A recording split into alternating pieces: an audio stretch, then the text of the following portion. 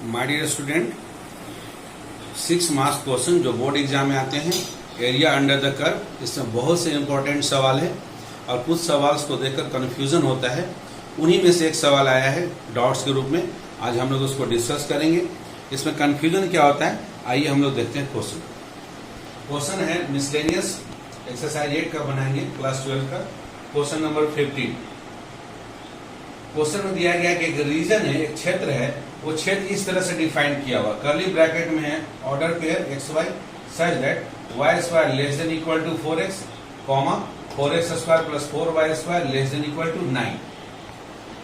इसमें बाकी के जो भी एरिया अंडर द कर्व में स्पष्ट दिया रहता है कि कौन से दो कर्व है, उन दो कर्व के बीच का एरिया चाहिए या एक्स एक्सिस एंड किसी एक कर्व के बीच में एरिया चाहिए। उसमें क्वेश्चन क्लियरली मेंशन होता है।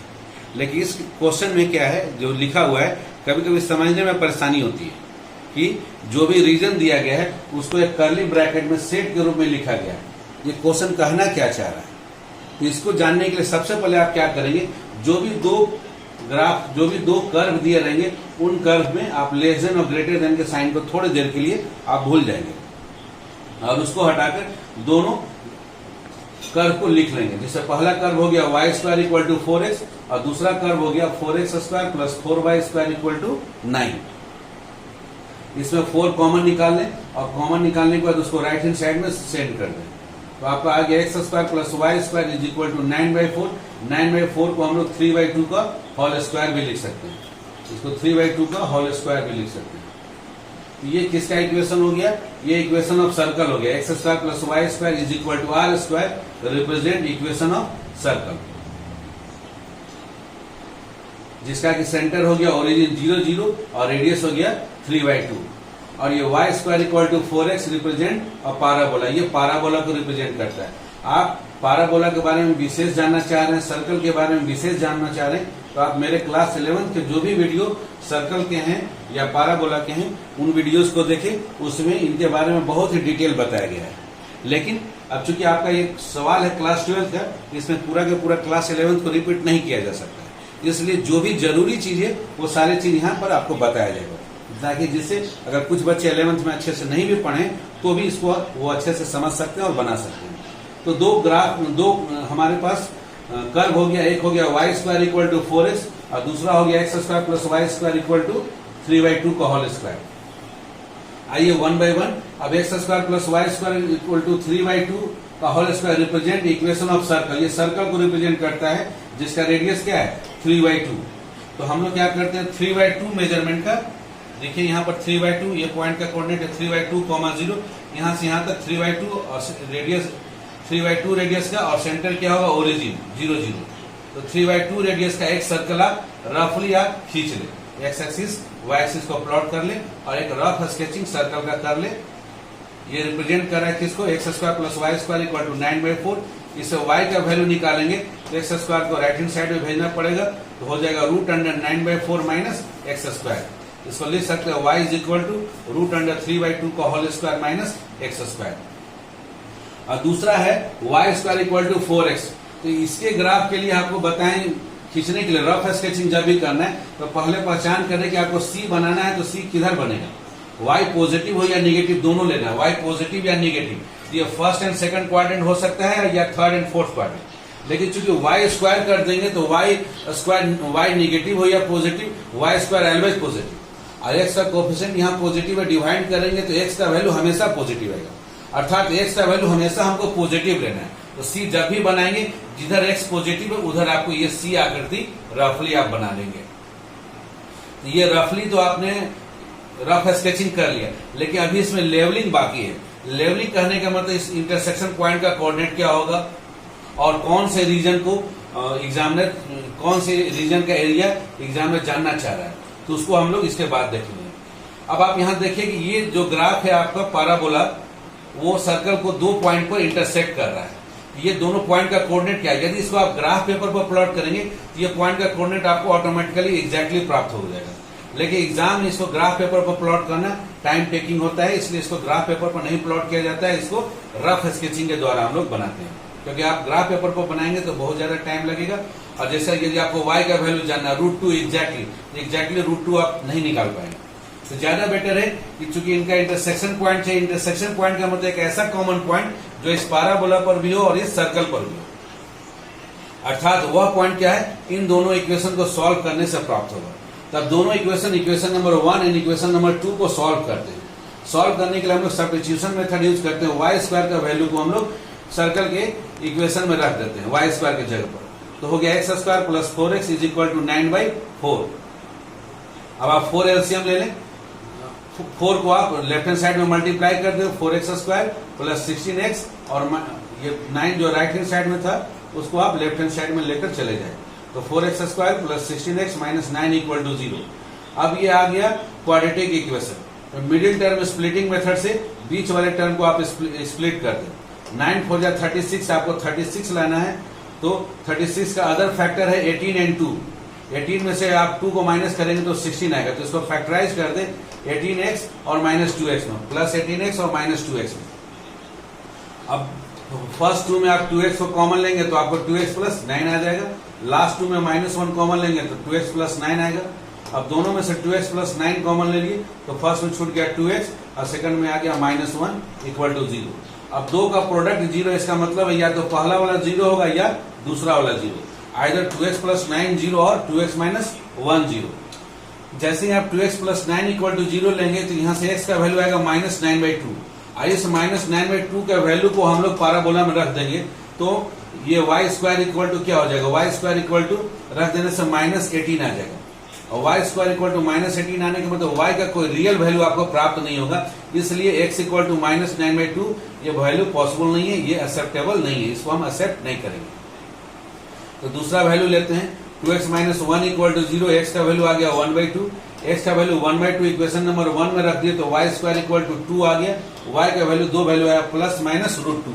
अब आप लेवलिंग कर सकते हैं, x का वैल्यू जब 1/2 है उसमें y का वैल्यू √2 हो सकता है। तो देखिए ऊपर वाला फर्स्ट क्वाड्रेंट में x का वैल्यू जब 1/2 है तो y का वैल्यू यहाँ √2 है, और नीचे में आइए जब x का वैल्यू 1/2 है, ये x का वैल्यू 1/2, उसमें y का वैल्यू यहाँ पर y का वैल्यू देखिए निगेटिव y एक्सिस की तरफ माइनस √2 है। इसको कहते हैं लेवलिंग।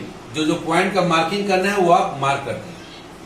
अब आते हैं क्वेश्चन में जहां कंफ्यूजन होता है। क्वेश्चन में इस तरह का कर्ली ब्रैकेट में लिखकर दे दिया गया और बोला गया है कि एरिया निकालिए। अब आपको समझना है, आपको ढूंढना है, शेडेड रीजन बनाना है कि कौन सा रीजन का एरिया मांगा जा रहा है। ये बड़ा बहुत ही, अब जाके हम लोग आते हैं इसमें इंटरेस्टिंग चीज पर, ये जो लेस देन इक्वल टू दिया गया है y square equal to less than equal to 4x को हम लोग पहचाने, ये कहना क्या चाहता है। यहाँ एक्स वाई ऑर्डर पेयर का मतलब ये क्षेत्रफल को बता रहा है। दो आपको एक्स एक्सिस के साथ साथ वाई एक्सिस को भी लेना है, तो वैसे क्षेत्र को लेना है जो कि इस इनइक्वालिटी को फॉलो कर रहा है, y square less than equal to 4x। तो हम लोग पाराबोला को देखेंगे, या तो पाराबोला के इधर अंदर वाले साइड को बोल रहा होगा या इसके बाहर वाले साइड को बोल रहा होगा। तो हम लोग इसके अंदर का एक पॉइंट को लेकर इसमें चेक करेंगे, अगर वो सेटिस्फाई किया तो इसका मतलब इसके अंदर वाले भाग को बोल रहा है, अगर उसको सेटिस्फाई नहीं किया इसका मतलब है इधर बाहर वाले भाग को सेटिस्फाई करेगा तो बाहर वाले भाग को लेना है। तो इसके अंदर में कोई भी इजी पॉइंट जो भी हो, आपको इस पॉइंट का कोऑर्डिनेट हम लोग देख रहे हैं कि x का वैल्यू 1/2 है, y का वैल्यू 0, तो 1/2 और 0 इनइक्वालिटी में रखे और चेक करें कि इनइक्वालिटी सही हो रहा है या गलत। तो 0 का स्क्वायर हो गया 0 और 1/2 रखने से 0 less than equal to 4 into 1/2, तो ये आ गया 2। 0 less than equal to 2, 0 less than equal to 2 करना, 0 जो वैल्यू है वो छोटा या बराबर है 2 से, ये सही है।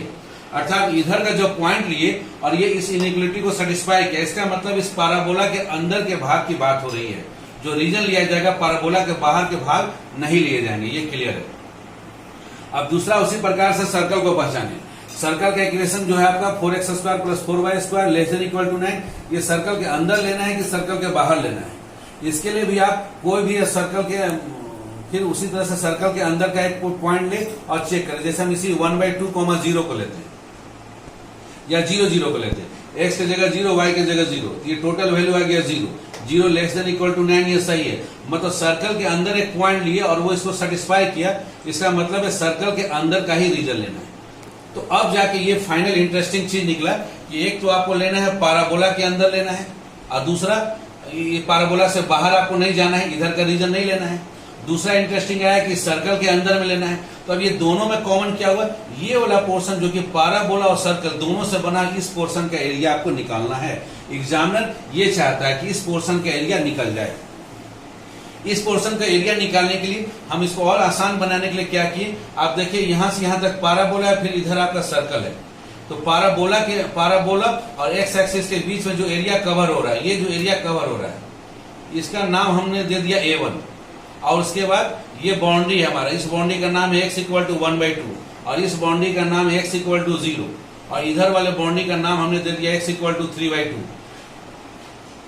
तो हमको A1 नाम किसको दिए, area under the parabola. Parabola के अंदर में जो एरिया बन रहा है, पाराबोला एक्स एक्सिस और दो boundary, lower limit x equal to 0, upper limit x equal to 1/2 के बीच का एरिया निकालेंगे, उसको A1 नाम देंगे। फिर प्लस अब सर्कल और एक्स एक्सिस के बीच में जो एरिया बन रहा है, लोअर लिमिट उसमें लेंगे x इक्वल टू 1/2 और अपर लिमिट लेंगे x इक्वल टू 3/2 के बीच में जो एरिया बन रहा है, इस एरिया को निकालेंगे।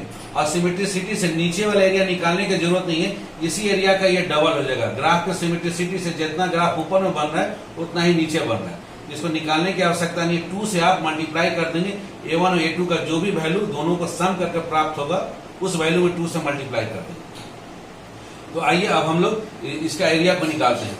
एरिया निकालने के हम लोग क्या करेंगे, 2 टाइम्स 2 को मल्टीप्लाई कर देंगे A1 प्लस A2 में। नाम दे दिए इस रीजन को A1, इस रीजन को A2। A1 रीजन का एरिया निकालना है, तो यहाँ भी हम लोग वही काम करेंगे, dx थिकनेस लेंगे और लेंथ उसका y। तो फार्मूला लगेगा y dx ही लगेगा, लेकिन पहला जो y dx लगेगा वो किसके लिए लग रहा है, पाराबोला। तो y और नीचे p लिखने का मतलब है नोमिनेशन कर रहे हैं, ताकि आप पहचान सके कि ये जो y dx है वो किसके लिए लिया जा रहा है। y dx लिया जा रहा है ये पाराबोला के लिए y। और इंटीग्रेशन समेशन कहां से लेना है, x equal to 0, y axis का इक्वेशन होता है x इक्वल टू 0 से लेकर x इक्वल टू 1/2, तो x इक्वल टू 0 से x इक्वल टू 1/2। फिर प्लस A2 के लिए आपका y dx फिर से फॉर्मूला होगा, लेकिन इस बार जो y होगा वो सर्कल का y होगा। y dx फॉर्मूला कहां से कहां इंटीग्रेशन, x इक्वल टू 1/2 से लेकर x इक्वल टू 3/2 तक आपको इंटीग्रेट करना होगा। अब दोनों का y का वैल्यू रखे, पाराबोला का y, तो पाराबोला का y square equal to 4x है, तो y equal to root under 4x हो जाएगा। और रूट अंडर 4x हम लोग लिख सकते हैं 2 रूट अंडर x।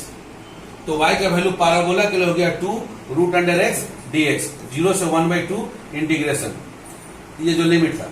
सर्कल का y, तो सर्कल का y ऑलरेडी हम लोग निकाल चुके हैं, y is equal to root under 3/2 का whole square minus x square. Integration करना है आपको 1/2 से लेकर 3/2 के बीच में। अब दोनों का बेसिक फार्मूला इस्तेमाल करें, 2 मल्टीप्लाई है क्योंकि डबल करना था आपको, तो रूट एक्स से 2 बाहर कर लिए, उसके बाद x का पावर, रूट एक्स का मतलब x का पावर 1/2 का इंटीग्रेशन, उसमें 1 जोड़ दिए, x का पावर 3/2 डिवाइडेड बाई 3/2। लिमिट आपका 1/2 अपर लिमिट और लोअर लिमिट 0।